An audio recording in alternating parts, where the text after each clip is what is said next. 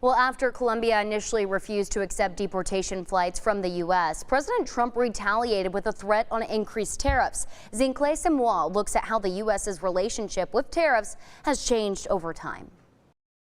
I think tariffs are the most beautiful word. I think they're beautiful. It's going to make us rich. Tariffs are a major part of President Donald Trump's foreign policy and economic agenda.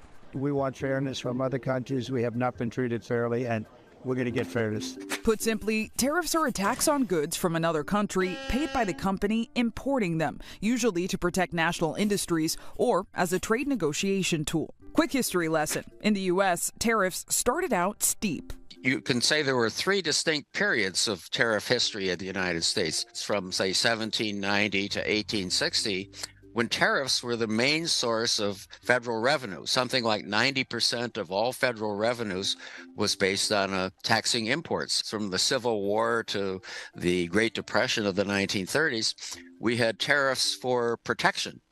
Tariffs were raised to very high levels on a variety of imports, and basically those industries were protected. But that changed in the mid-1930s. Policymakers decided that high tariffs were not really good for the American economy. So from the 1930s all the way up to now, we've had a progressively lower and lower tariffs. In 2018, President Trump imposed sweeping tariffs on China, an effort to reduce the trade deficit and boost U.S. manufacturing. The Biden administration kept most of these tariffs and, in some cases, even raised them on $18 billion of Chinese goods, though the move is said to be largely symbolic.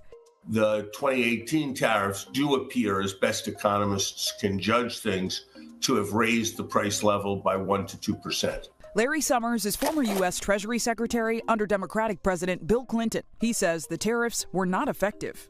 The evidence is that they made a small contribution to inflation. Tariffs tend to make the people in the countries who impose them poorer because they raise the price of what they buy, and that makes paychecks go less far.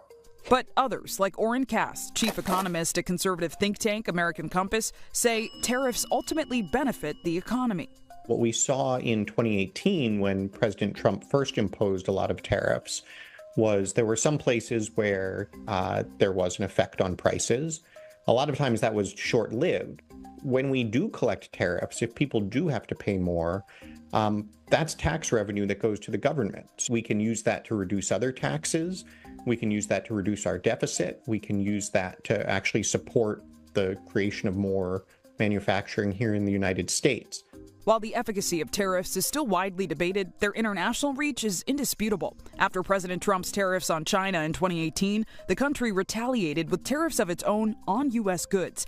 Now, in 2025, Mexico is threatening to do the same after President Trump said he would impose strict tariffs on China, Mexico, and Canada. I think we may be in the midst of a sort of third big change in U.S. tariff policy. And that's tariffs simply explained.